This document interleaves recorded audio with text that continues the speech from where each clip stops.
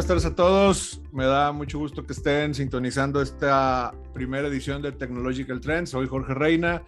Tenemos de invitado a uno de los niveles 3 más recientes en México, pero aún así más brillantes de todos. Mi amigo, colega, compañero de aventuras, Alonso Barrón. ¿Cómo estás, Alonso? ¿Qué tal, Jorge? Muy buen día. Espero que estés muy bien. Muchas gracias por el recibimiento. Buen día, buenas tardes, buenas noches. Buenos días en México, buenas noches en Corea del Norte, por cierto. Perfecto. Pues estamos aquí iniciando con estas transmisiones de Technological Trends. Es una iniciativa de la plataforma Inspenet TV. Nos invitó desde hace ya unos meses a colaborar y pues estoy bastante contento de que nos hayan tomado en cuenta y que de alguna manera ya hemos hecho el ruido necesario para poder estar aquí presente. ¿Tú qué onda? ¿Cómo ves el asunto? Pues yo creo que es importante tener cada vez más foros de difusión y menos TikToks bailando el rico rico, ¿no? O sea, es importante que todos estos foros estén abiertos al público en general para que estén enterados pues de las tendencias tecnológicas, como el nombre del programa lo llama, Technological Trends. Entonces, pues bueno, vamos a darle, en este caso, pauta al tema de pruebas no destructivas. Fierro, vámonos con todo entonces. Oye, fíjate que estábamos hablando antes de iniciar el tema de la transmisión sobre los tipos de certificación, no tanto desde el tema técnico, sino un poco más desde lo que pasa por la cabeza de un aspirante a certificarse antes de hacer el examen, durante el examen o después del examen. ¿Tú cuáles certificaciones tienes actualmente? Actualmente, de nivel 3 tengo inspección visual y prueba de fuga. Te fuiste por las pesadas desde un inicio y Pues aunque la raza piense que no, el tema de inspección visual está pesado.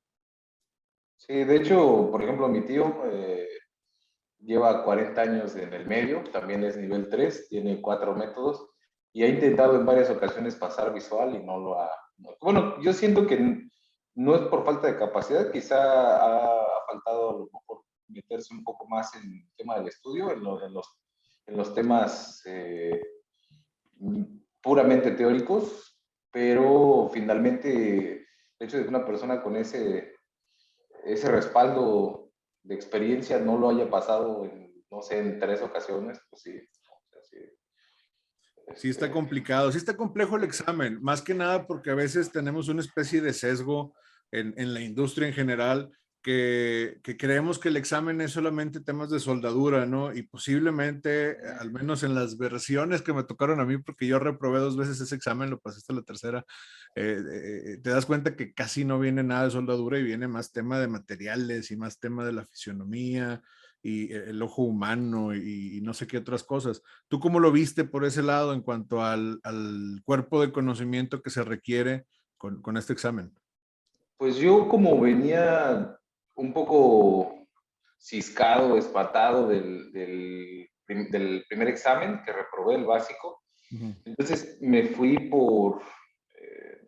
o sea, traté de abarcar la mayor cantidad de temas posibles, no nada más los de las guías, sino también los de pues material adicional, ¿no? Entre ellos hay un libro muy bueno que se llama Discontinuidades Relevantes de Inspección Visual, que también es un documento un libro de ASNT, que se me hace un documento valiosísimo, que de hecho es muy interactivo porque son solamente 100 páginas, pero está así como muy a la Walt Disney, ¿no? O sea, son temas, en este caso, clasifica las discontinuidades y establece su morfología, el análisis metalúrgico, cómo se clasifican, cuáles son las causas probables, dónde se ubican y aparte con muchas imágenes, ¿no?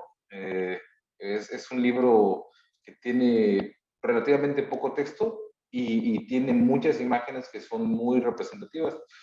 Pero en general, a mí lo que me sorprendió, por ejemplo, bueno, eso me ayudó mucho, porque me preguntaba, a mí me sirvió mucho para el básico y también para el de visual, pero también, por ejemplo, en visual te preguntaban cosas que a lo mejor no vienen como tal en los libros, que son temas de metrología.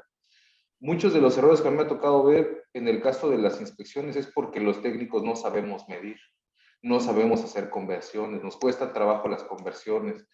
Entonces, y son temas básicos. Yo creo que para poder progresar en temas más complejos tendríamos que primero dominar lo básico, ¿no? En este caso, el hecho de, para mí es preocupante ver que de repente nos puedan costar trabajo temas tan básicos, ¿no? O sea, como las mediciones y la metrología en general, porque al final nos dedicamos a eso. O sea, entre otras cosas, parte importante de la inspección son las mediciones.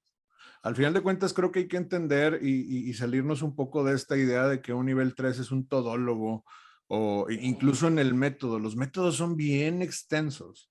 Y si dominas de repente un área muy popular como estructural o como oil and gas, incluso dentro de esas áreas son súper extensos. O sea, es un poco exagerado pensar que una persona va a querer o va a poder dominar al 100% y aprenderse los códigos de memoria y tolerancias y todo esto, incluso en un área en particular. Entonces, al menos en mi experiencia, el tema de los exámenes de nivel 3 dominan varias áreas o te exigen conocimiento o experiencia en varias áreas. En cuanto a la preparación de un examen como estos, que pues definitivamente son algo de alto rendimiento, ¿cómo es tu proceso? Cuéntame un poco de cómo le haces, cómo te preparas o qué haces desde que decides tomar el examen y las horas previas a que vas a presentarlo. Bueno, retomando lo de las certificaciones, a mí me pasó algo similar en el centro de aplicación de Pearson, que estaba ubicado en la ciudad donde yo radico actualmente, que es Villahermosa, Tabasco, en México. Eh, Era una sede relativamente nueva, pero lamentablemente yo la certificación la hice en una temporada muy cercana a la pandemia, entonces, de hecho, esa oficina ya había cerrado. Entonces también tuvieron problemas de inundaciones. Justo en esa zona hay inundaciones, entonces hubo o sea, ya tenían como la fecha programada para cierre. Por casualidad del destino, yo alcancé a meter mi solicitud o la aplicación y ellos quizá no se dieron cuenta. Entonces, cuando yo llegué, yo tenía programado el examen a las 9 de la mañana y en lo que les notificaron a las personas que me iban a hacer la aplicación del examen, y ellos llegaron como hora y media después, llegaron como 10:30 y se aplicó el examen, pues tardamos bastante. O sea, yo inicié el examen como a también tuvieron problemas de internet, entonces iniciamos el examen casi a la 1 de la tarde. Entonces el rendimiento no es el mismo, pensando en que pues llegas fresco al examen, a que de repente tienes como toda esa presión, no has comido bien, no has dormido bien. Sí, son cuestiones que yo creo que te pueden mermar en el desempeño de un examen. Bastante. Fíjate que estuve haciendo me preparé durante como un día, yo creo, para presentar un examen ayer de un endorsement, de un documento que mucha gente le tiene como que un poquito de temor, que es precisamente, que es el AWS 17.1, código estructural para, más bien, especificación de soldadura por fusión para aplicaciones aeroespaciales, y lo fui a hacer ayer al Centro Prometric aquí en Monterrey, aquí donde resido. Y digo, a fin de cuentas, este examen que hice forma parte de la certificación CWI. La certificación CWI se divide en 3 exámenes, que es la parte A de fundamentos, la B teórica, práctica, perdón, y la C que es utilizando un código. Y a pesar de que es un código realmente sencillo y realmente poco extenso, muy poca gente toma el examen con este código. Yo me imagino que porque se quedan con la idea de que es un código de soldadura aeroespacial y, y como que le guardan cierto temor o cierta distancia. Y una de las cosas que estuve preguntándole a la gente, porque di un curso de CWI hace poco, el por qué no optarían por otro código, siempre se van por API 1104 o AWS 1.1, es el tema del inglés. ¿Tú consideras que se requiere forzosamente, yo en lo personal creo que no, pero que se requiere forzosamente un alto nivel de inglés, estamos hablando a lo mejor de un C1, C2, algo más nativo, para poder aprobar con éxito uno de estos exámenes. Te digo porque el código y el examen vienen completamente en inglés, algo similar a lo que pasa con los exámenes de nivel 3 ASNT. Y una de las más comunes excusas o más comunes restricciones que te pone la gente para lograr una certificación, la que sea, es precisamente el dominio del inglés. Definitivamente creo que es un factor a considerar, considerando, bueno, este programa está principalmente enfocado a hispanoparlantes, ¿no? A toda la comunidad latina. Entonces, en el caso de todos los que no tenemos ese idioma, pues, esa lengua materna, sí nos puede costar más trabajo. No es una limitante hoy en día. O sea, yo me remito mucho al caso al ejemplo de mi tío. A él le tocó, o sea, él fue también de los primeros niveles 3 en México. Y él me contaba su experiencia estudiando inglés a la par que estudiaba para el nivel 3, con un diccionario físico en la mano, su Larousse en la mano, con ese iba leyendo, iba traduciendo y realmente nunca tomó un curso formal y logró las certificaciones, 4 al menos. Entonces, yo creo que no es una limitante y menos porque hoy tenemos esto, ¿no? Que es básicamente una computadora, una mini computadora portátil, poderosa, tenemos traductores ya de texto, tenemos traductores que nos pueden facilitar. Yo creo que ya es un pretexto, ¿no? Y también, a lo mejor también relativo a tu pregunta, yo siento que a veces no es tanto por el idioma inglés, para quienes ya están en el medio, para quienes ya han alcanzado alguna certificación, más que un pretexto es quizá la aplicación. Por ejemplo, tú mencionabas el API 1104, que es para soldadura de tuberías, pero por ejemplo, yo que estoy en la región sureste de México, donde nos dedicamos prácticamente o sea, podríamos ser proveedores directos o indirectos de la paraestatal que es Pemex, que se dedica al petróleo, pues finalmente es muy útil para nosotros, a diferencia de las personas que están ubicadas en el Bajío, en Querétaro, con el tema aeroespacial, que muy probablemente ahí pues aplique más.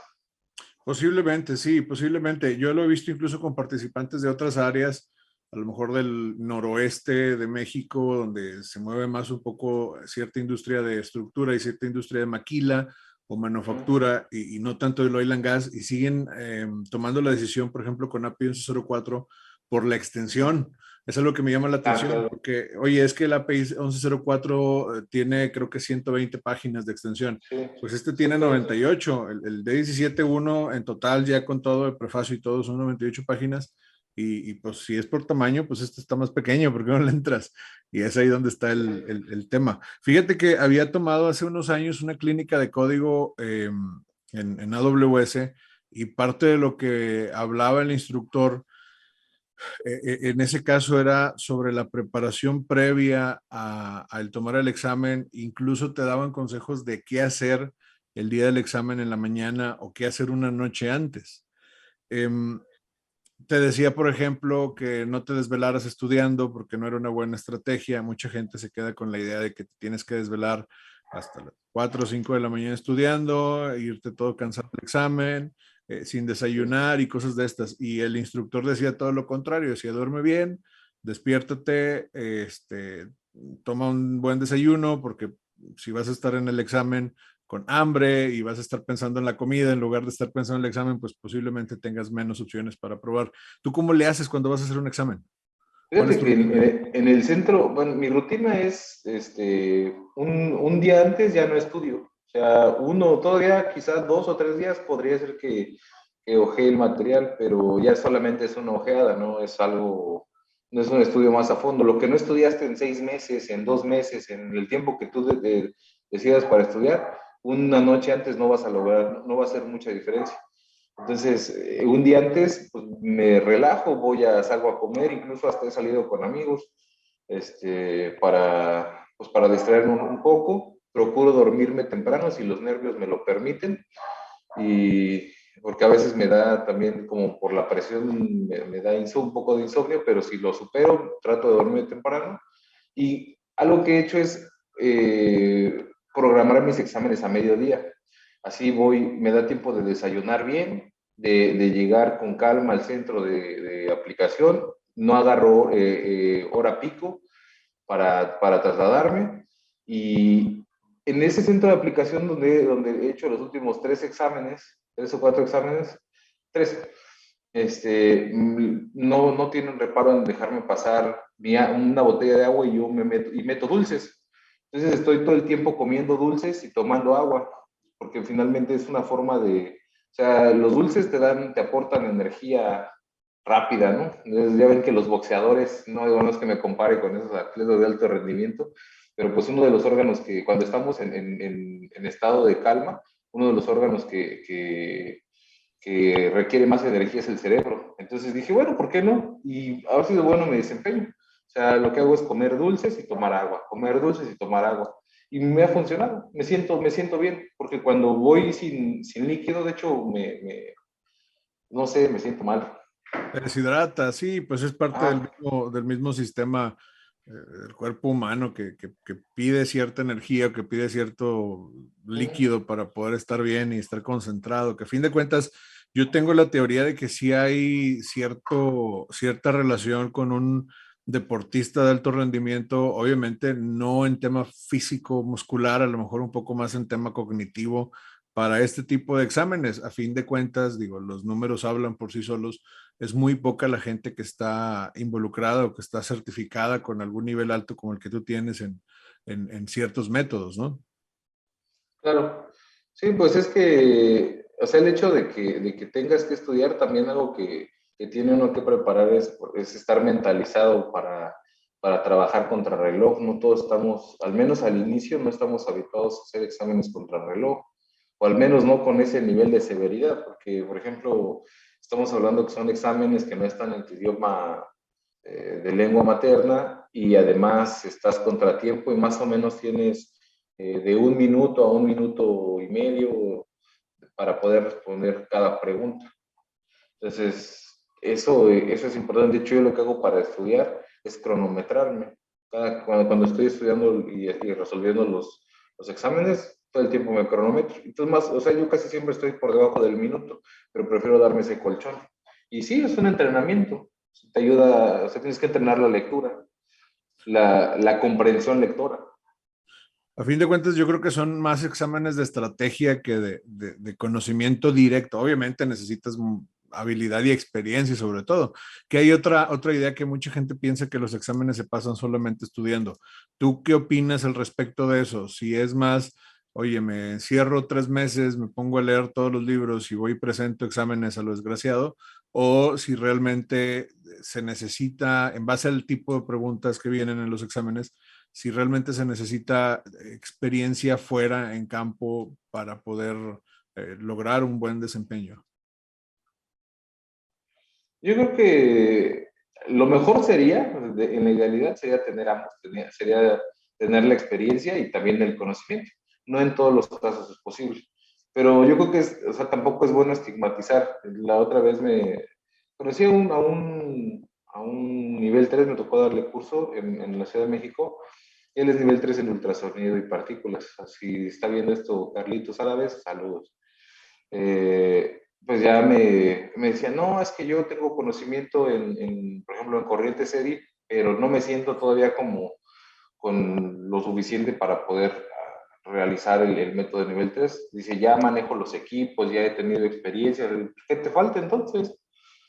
Dice, no, pero es que no quisiera yo, dice, todavía no tengo las horas. Digo, pues sí, pues junta las horas y tus horas de vuelo y pégale. Digo, finalmente debemos también de identificar que nosotros, o al menos el trabajo que hacemos ya como nivel estrés, digo, porque es a lo que es lo que tú ya haces, es a lo que aspiras, que es un trabajo técnico administrativo. Entonces, ya no nos vamos tanto por la parte física, y la experiencia también se va haciendo en el escritorio. O sea, es muy complejo manejar documentos técnicos. Entonces, o sea, también las personas que se sientan a estudiar tienen mucho mérito, porque no cualquiera, o sea, son temas complicados, son temas, o sea, es física, química, mecánica, aplicada a pruebas no destructivas. Entonces, bueno, al menos en mi caso, pruebas no destructivas o soldadura, a toda el área metalmecánica y son temas complejos, entonces también no cualquiera. O sea, yo creo que también tiene el mérito.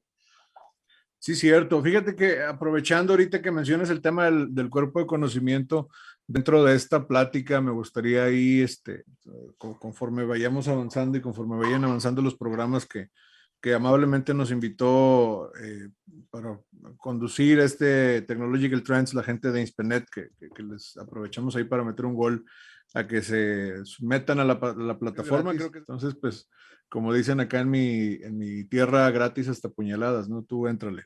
Este, el tema de la física a mí me gusta mucho y desde hace buen rato pues trato de leer cada que puedo, que no son normas y que no son handbooks, más un poco de tema de física. Entonces me di a la tarea de buscar ahí en el librero un par de libros que quisiera recomendarles a la gente.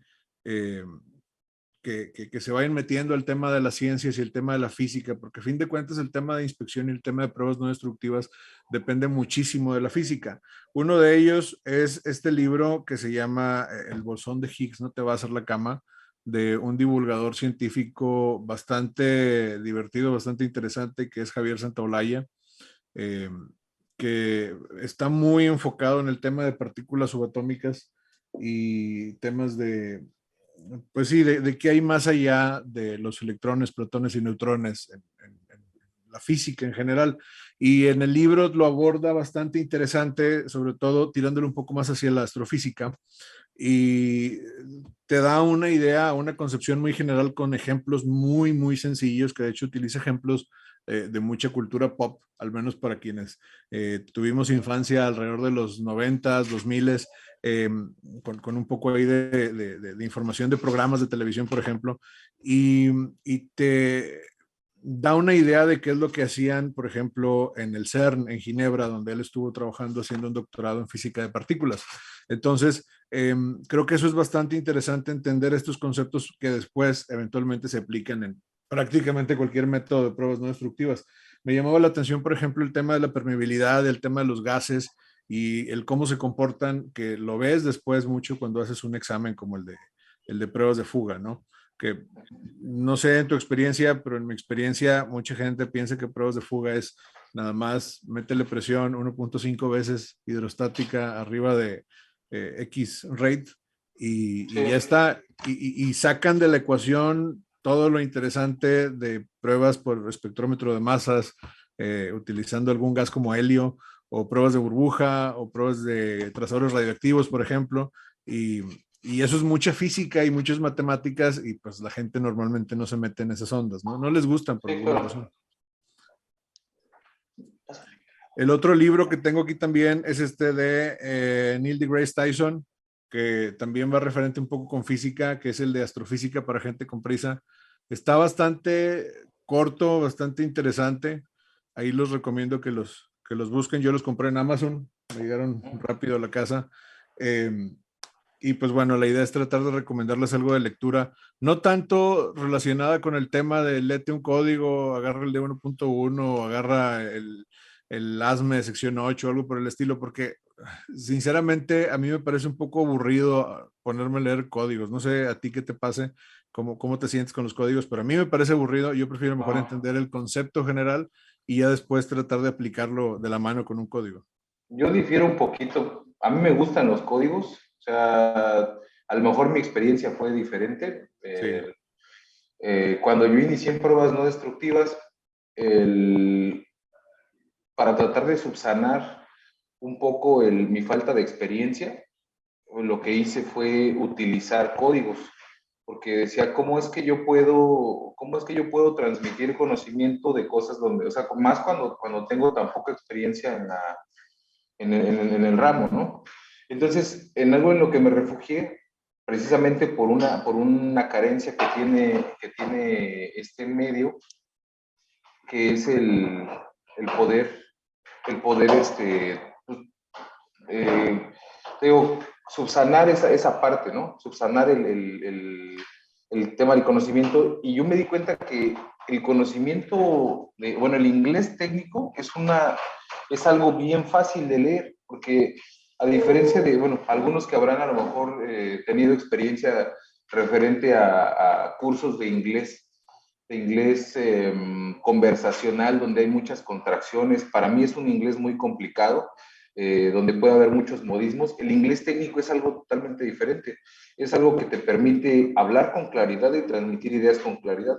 Entonces, para mí era muy, como yo tenía algo de conocimiento de inglés, que yo no siento que haya sido tanto, me ayudó bastante meterme a los códigos, porque yo ya tenía la ventaja sobre todos aquellos que no lo conocían o manejaban. Entonces, para mí era, se convirtió como en un juego, ¿no? En una dinámica, es cómo me preparo para que no me ganen para que no me den la vuelta de lo que ellos ya saben aplicar en campo, ¿no? O sea, ¿qué les puedo enseñar de nuevo que no ellos hayan visto ya en 10 años de experiencia o a veces hasta más? Entonces, para mí fue como que la experiencia diferente. Y conforme me metí a la normatividad, también empecé a descubrir que me gustaba estudiar. Yo siempre me había considerado un pésimo estudiante. Entonces, la normatividad me empezó a ayudar y por eso no estudié tampoco ingeniería. Yo decía, no, soy bien maleta para las matemáticas, a mí no me gustan las matemáticas, la física la vomitaba, o sea, era algo que no. Y ahorita o sea, ya cuando, o sea, me di cuenta que entonces tuve profesores, o sea, tuve un par de profesores muy buenos, pues siento que a mí me faltó interés, pero siento que me hizo falta conocer más, ¿no? Dicen que tú no extrañas lo que no conoces.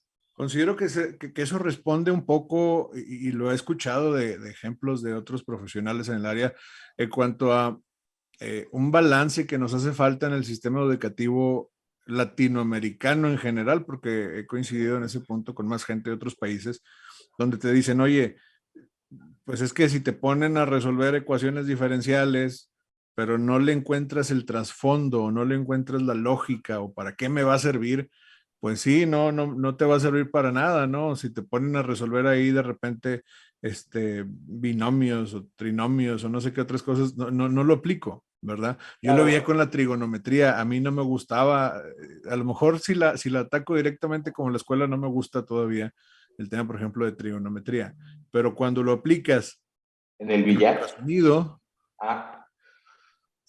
cambia, ¿verdad? Y cuando entiendes que también hacer una inspección de ultrasonido, pues se basa en este tipo de ciencias y en este tipo de expresiones, y te digo, yo inicié haciendo ultrasonido y los primeros años que trabajé fueron con equipos analógicos, con un Sonatest SiteScan 100 que todavía funciona y todavía, bueno, tengo tres ahorita que son los que utilizo en mis cursos, pero oye, si me lo explican en la escuela de una manera, pues a lo mejor entre mi falta de ganas de hacer las cosas y la falta de motivación que tiene el sistema educativo actual, pues sí, es bien difícil que alguien realmente la logre hacer en una carrera con tanta ciencia como el tema de la inspección o el tema de la ingeniería como tal.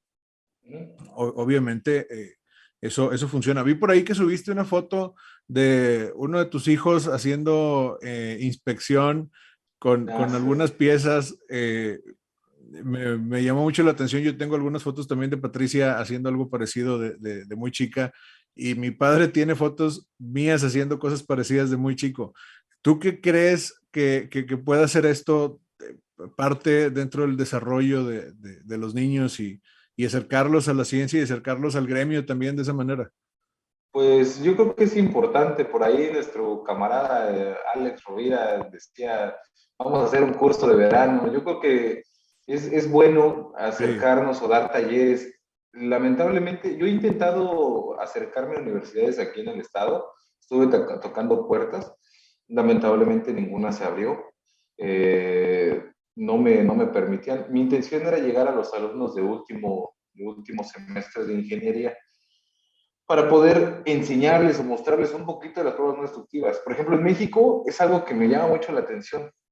Por ejemplo, no sé en Estados Unidos, pero cuando ves tú el perfil o sea, esto para que se vayan empapando desde pequeños, ¿sí? Eso yo creo que sería padrísimo. Pero incluso, o sea, aquí en México lo vemos que ni de pequeños ni de grandes. O sea, cuando hablamos de pruebas no destructivas, incluso ingenierías, ya de las ingenierías pesadas para el área metal mecánica, como metalurgia, ingeniería mecánica, ya un poco ingeniería industrial, y otras, y la que tú gustes y mandes, ninguna tiene pruebas no destructivas, ni siquiera como materia. a veces están como parte de la lista o sea, como parte del cuerpo del conocimiento de alguna materia, pero no son temas a los cuales les den tanta relevancia. Y yo creo que desde ahí es un punto que podemos atacar. O sea, no hay difusión.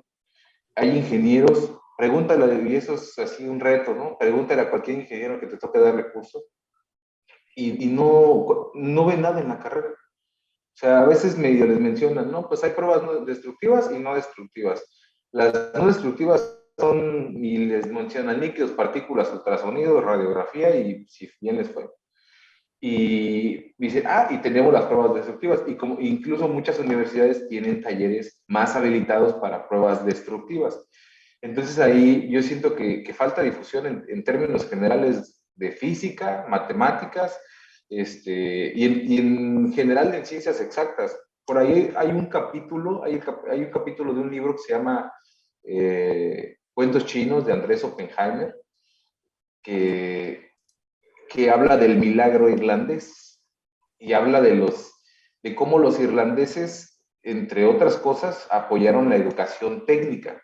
Decían más técnicos, menos sociólogos, previendo las necesidades y hacia dónde apuntaba el futuro. Yo creo que pasa algo similar en México. Necesitamos menos sociólogos, y no por hacerle fuchi a los sociólogos en general, pero yo creo que se hacen falta más técnicos. Entonces, lo que hace Irlanda en su momento fue apoyar o sea, si quieres estudiar sociología, adelante, pero no va a haber ningún apoyo. Pero si quieres estudiar ingenierías o carreras técnicas, el plato está servido, la mesa está servida.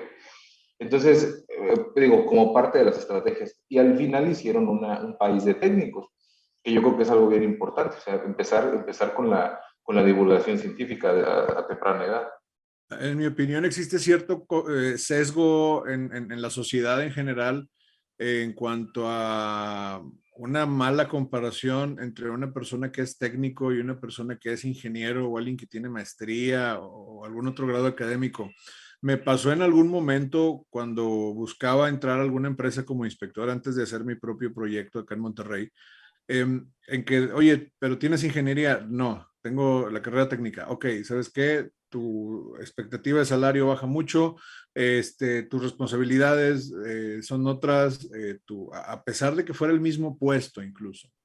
Entonces decía, oye, sí, pero mira, tengo esta experiencia, tengo esta preparación, este nivel 2 en aquel tiempo, este CWI, no, como quiera, como que te segregaban un poco en ese aspecto. Yo lo he visto en otros países que en ocasiones incluso el nivel uno pues tiene un grado de dignificación alto y una responsabilidad como debe de ser, y es el señor nivel uno, y se puede aventar un tiro con un nivel 3 el que tú quieras en otro contexto, ¿no? Entonces, Claro. como que sí hace falta mucho por ese lado, a mi parecer, el tema de una cierta dignificación y cierta establecer los alcances y responsabilidades en ciertas áreas. Parte del proceso y parte de lo que de repente nos encontramos con inspectores en campo que nada más no se desarrollan correctamente o no hacen las inspecciones correctamente, es porque la gente está acostumbrada a brincarse los pasos de estar de aprendiz, de estar nivel uno, de estar nivel 2, y quieren ir directamente al nivel 2. Entonces eso está pues Pues mermando. es que generalmente ser aprendiz y ser nivel uno apesta, porque, o sea, al menos así se percibe. ¿Quién quiere estar en la cadena más baja o sea, y es que así se ve como una cadena alimenticia, ¿no? Pero no es eso, no es tal, es un proceso de formación de técnicos, es un proceso de formación de personal. Los programas de calificación de personal tendrían que verse así como programas de desarrollo. Sin embargo, aquí y en algunas empresas se ve como el tema del estatus, la parte económica y todo, cosas por el estilo.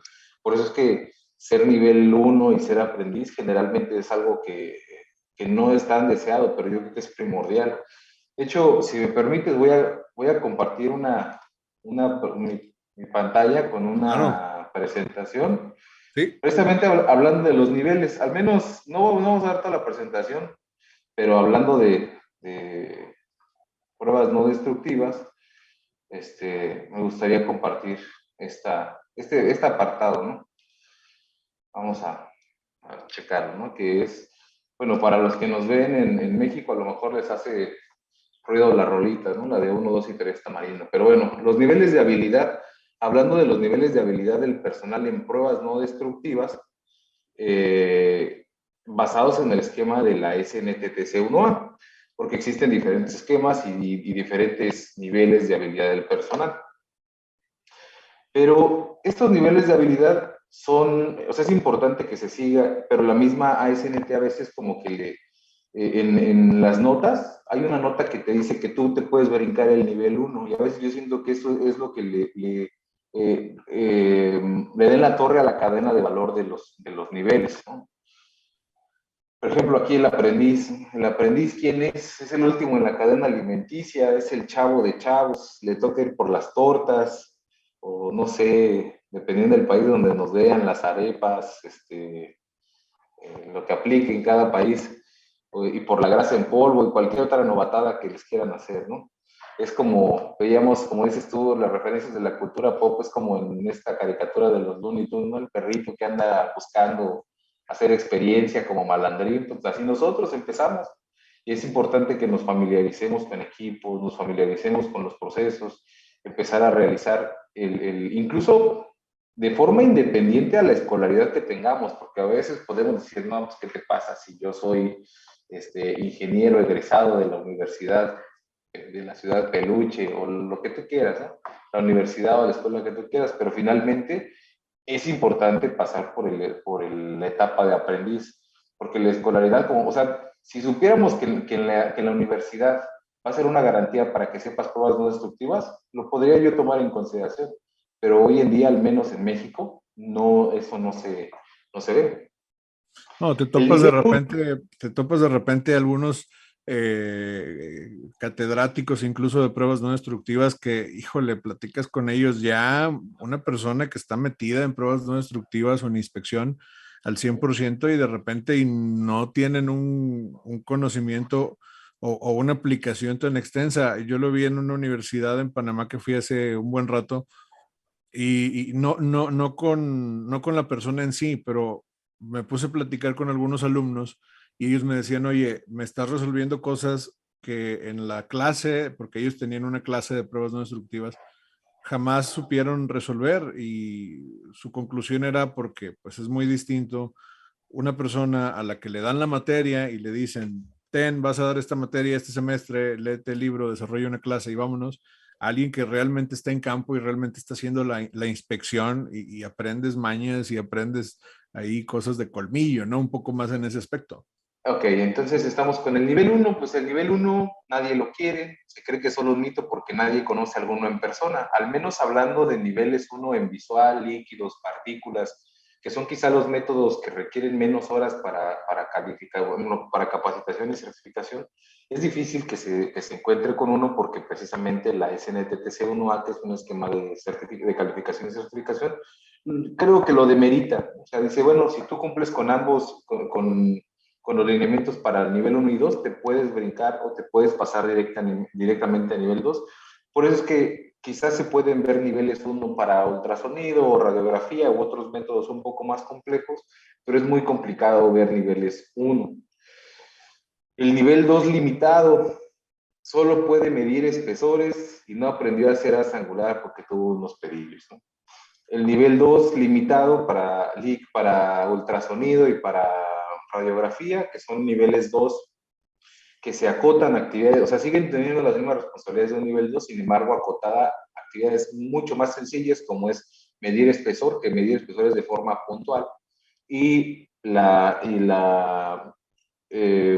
interpretación de imágenes radiográficas, que no es necesario que sepas realizar una placa radiográfica, bueno, hacer una toma de placa radiográfica, solamente hacer la interpretación por eso se considera como limitados. En el caso de los niveles 2, pues ya es básicamente el nivel más alto al que se puede esperar en cuanto a habilidad.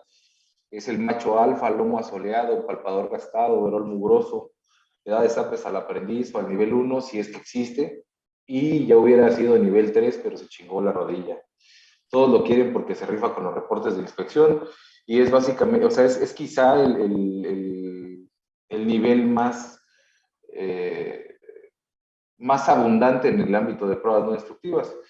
Mientras que por otra parte tenemos al nivel 3, que a veces se nos atribuyen, yo creo que de forma indebida o inapropiada, poderes sobrenaturales, el ultrainstinto, que dominamos los 4 elementos. También podemos validar procesos de certificación, procedimientos, reportes. Todo el tiempo te queremos vender cursos, ¿por qué no decirlo? ¿No? Andamos en chinga vendiendo cursos. Nuestra familia a veces ni siquiera sabe a qué nos dedicamos. De hecho, de la mayoría de los que nos dedicamos a pruebas no destructivas es un tema desconocido. Sí es a veces desconocido para la industria, imagínense a veces para la comunidad en general. Y entonces solamente que sabe que a veces nos dan un aumento, ¿no? Si es que no son freelance como el buen Jorgito y es extremadamente guapo. Bueno, eso ya fue de mi cosecha, no todos, no todos. Pero bueno, de hecho este avatar, si te das cuenta, lo que gira alrededor son partículas magnéticas, solvente, y el viento para soplar las partículas. Las partículas y revelador de radiografía y un campo electromagnético de corrientes EDI, ¿no? Prácticamente. Así es. Así es. Muy Bueno, bien. solamente como para matar esa parte, ¿no? El tema de los niveles de certificación y de habilidad, que yo creo que los tres son importantes para las industrias. Al final es importante que podamos ir subiendo peldaño a peldaño para poder ejercer correctamente nuestro trabajo. Aquí voy a dejar de compartir. Está muy buena la presentación, está bastante entretenida y el punto aquí es, creo yo casi para finalizar, el tema de cómo acercas y cómo puedes divulgar este tipo de información, tanto para la gente que no tiene nada que ver y te entienda, o la gente que aspira a entrar a esta área, o incluso profesionales que ya son, no sé, ingenieros o con maestría de no sé cuántas décadas, que muchas veces no aterrizan o no entienden bien de qué se trata este tema de las pruebas no destructivas. Entonces, está bastante interesante el cómo puedes explicar los niveles y hasta cierto punto refrescante también el hecho de poder aterrizarlo como a una cultura pop o a un proceso un poco más digerible de información. Y está bastante, bastante bueno, muy, muy buena la presentación. Gracias. Bueno, pues aquí concluimos la plática del día de hoy con esta edición de Technological Trends, que es una iniciativa de Inspenet. Les recuerdo que es totalmente gratis inscribirse y estar al pendiente de la información que están compartiendo con otros especialistas en el tema, que es prácticamente hecho por y para la gente que está involucrada con el tema de ingeniería y el tema de inspección. Agradezco mucho, Alonso, por tu presencia. Muchas gracias, Jorge, por el espacio, también principalmente Inspenet, por tomarnos en consideración y por hacer esto realidad, por darnos el espacio a los técnicos. Como dices tú, es un espacio de técnicos para técnicos, y ojalá que les vaya muy bien con esta iniciativa y que pueda continuar con muchísimas más ediciones. Muchas gracias. Excelente, muchas gracias. Bueno, pues nos estamos viendo en otra edición de Technological Trends. Sigan al pendiente de los espacios y de toda la información que está compartiendo Inspenet y los invitamos de nueva cuenta a suscribirse a la plataforma.